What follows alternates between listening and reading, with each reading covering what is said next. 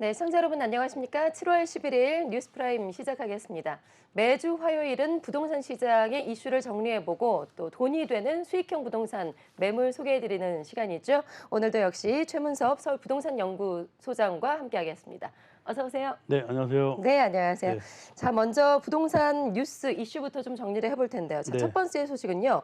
부동산 시장의 큰 손은 보통 40대에서 50대로 꼽혔는데 이번에 서울 부동산 시장에서는 30대가 큰 손으로 꼽히고 있다고요.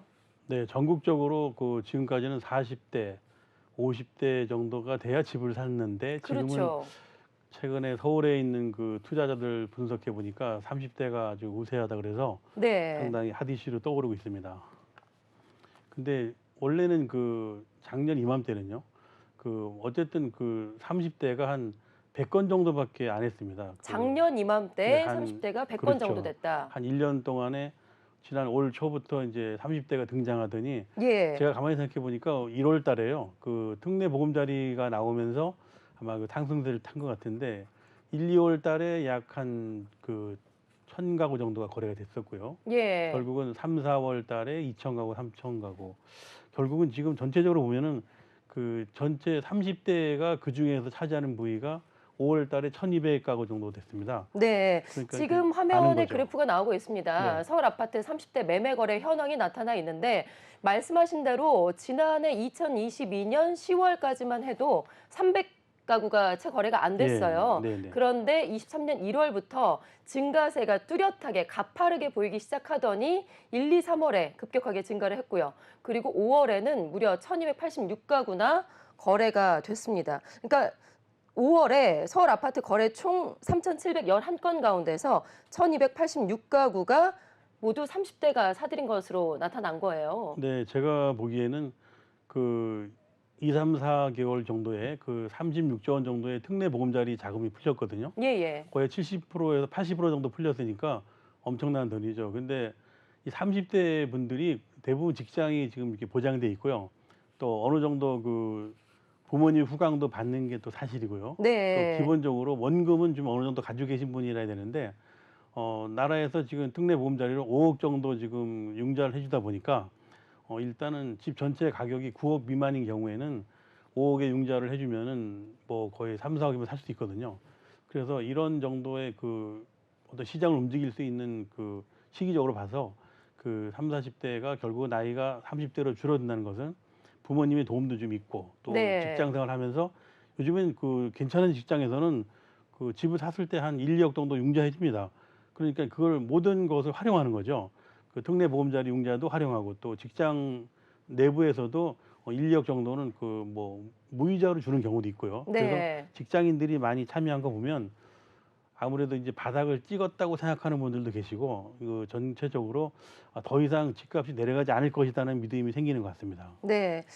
여기에다가 최근에 전세 사기가 상당히 확산이 됐잖아요. 그래서 이 기회에 차라리 그냥 집을 매수하자라는 그 심리도 좀 작용하지 않았을까 싶어요. 일단은 그런 것도 충분히 작용하죠. 왜냐면 전세로 들어갔다가 전세금을 띨 확률도 있고 또 마침 전세를 찾아봤는데 똘똘한 전세가 없거든요. 네. 그러니까 이참에 집을 살 수밖에 없는 곳으로 몰린다 생각하고 그냥 뭐 어떤 분은 울며 겨자 먹기로 집을 사는 경우도 있습니다. 뭐 신혼부부라든가 아니면은 30대 초반에 계신 분들이 또 직장이 오래 안정되고 그러면 또 이사 다니기도 어렵고 그래서 이참에 전세로 가는 집을 매입하자. 그렇게 해서 30대가 굉장히 늘어난 것으로 판단하고 있습니다. 네, 지난번에 저희도 뭐 전세 사기와 관련한 이슈를 다뤘었지만 당시에 전세 사기의 가장 큰 피해자들이 보통 20대, 30대 젊은 층에서 주로 나타났기 때문에 이것 때문에 차라리 이제 바닥을 찍었다 이 기회에 집을 네. 매수하자라는 심리도 상당히 크게 작용을 한 것 같아요. 그리고 사실 그 제도적으로 봤을 때도 기준금리가 동결이 되면서 금리가 조금 안정화에 접어드니까 이 때문에 지금 이때다 하고 또 이제 매수 기회를 타이밍을 노린 것도 작용을 한 것 같고요. 한 5억 정도를 한 3.5% 정도 금리니까 대략 한 150만 원 정도 한 달에요. 네. 그러니까 자기 월급 받는 거에서 150만 원은 집세로 내는 거죠. 그러니까 사실 집을 사더라도 뭐 월세집이랑 비슷한데 결국은 그래도 그 월세집을 내고 사는 게 전세 들어가서 불안하게 사는 것보다 낫다는 판단이 섰고요. 그다음에 월세라는 것이 결국은 집값이 조금이라도 상승해 주면 충분히 커버가 되기 때문에 30대 그 주택 수요자가 늘어나고, 그리고 9억 미만은 그 서울 강남 3구하고 용산을 뺀 겁니다. 예, 그 예. 서울시 전체가 지금 10억 미만짜리 집이 중저가 집이거든요. 그러니까 그렇게 시장을 보면 서울시 전체적으로 그 넓게 펴져 있기 때문에 아마 이 30대도 실수요자로 인해 가지고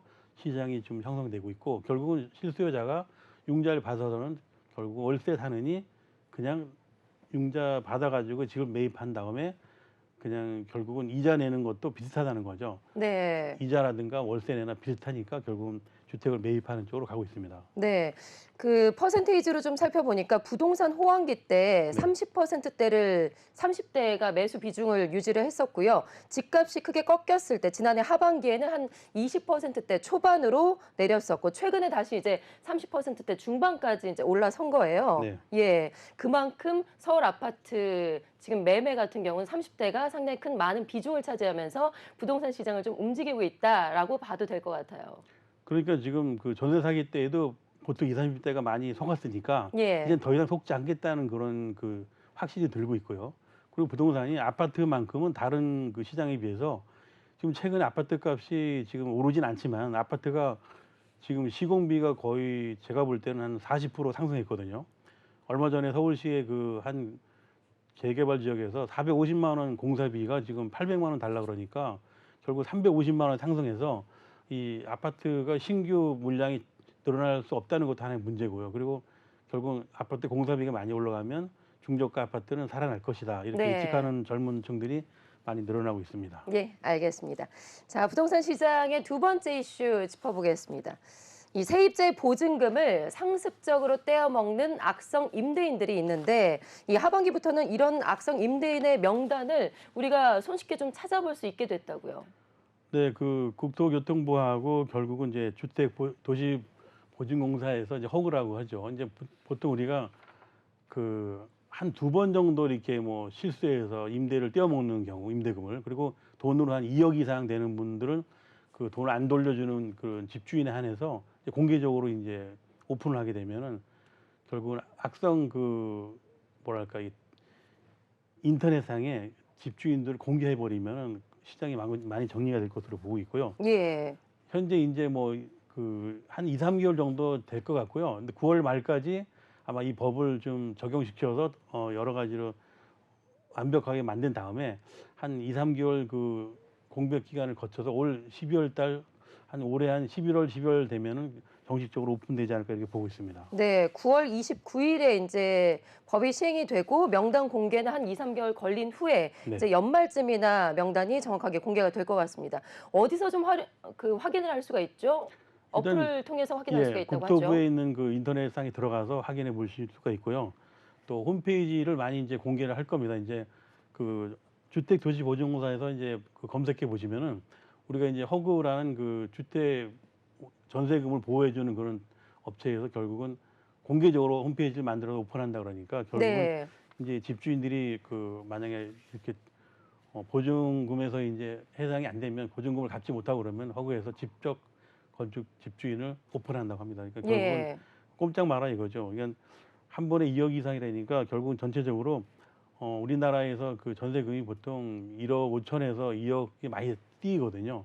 두 집 이상 떼어먹게 하게 되면 절대적으로 이제 용납이 안 되는 것으로 보고 있습니다. 네. 그런데 사실 세입자의 보증금을 상습적으로, 악의적으로, 고의적으로 떼먹는 그 나쁜 임대인들도 있지만, 지금 당장 내가 전세금을 갚아줄 능력이 안 돼서 금리 때문에 좀 어려워서 이걸 당장 갚아주지 못하는 경우도 있거든요. 이럴 경우에는 어떻게 될까요? 일단 허그에서 어떤 그 계몽 기간을 줍니다. 일단 예. 충분히 갚을 수 있는 한 2-3개월 정도 시간을 주는데, 그래서 결국은 융자가 더 이상 안 나오게 되면 결국은 명단을 공개하기 전에 그 협상이 돼야 되겠죠. 그 세입자하고 집주인하고요. 그래서 결과적으로는 전체적으로 우리나라에서 지금 그 전세 보증금이 지금은 그 오픈된 것보다 앞으로는 더 늘어날 것으로 보고 있습니다. 그러니까 지금 이제 시작 단계다 보니까 그 빌라라든가 뭐 연립 이런 데서 한정돼 있지만, 만약에 아파트가 서울 근교에 지금 전세 그 보증금을 못 받는 경우에는 그래도 이제 아직 그 오픈되지 않아서 뉴스에 안 나와서 그렇지 결과적으로는 나중에 이 집의 전세 보증금을 그 인터넷에 오픈될 때까지 뭐 악덕 집주인까지 오픈되려면 제가 볼 때 한 6개월 정도 시간이 걸릴 것 같습니다. 예. 6개월 안에는 충분히 서로 이제 국토부에서도 홈페이지 다시 개정을 하고 또 주택보증공사에서도 그 홈페이지를 완벽하게 만들어서 미리 예상되는 그런 집주인도 사전에 그 개봉 기간을 두고 전체적으로 봤을 때 한 6개월 후에는 다 오픈되지 않을까 이렇게 예상하고 있습니다. 네, 알겠습니다.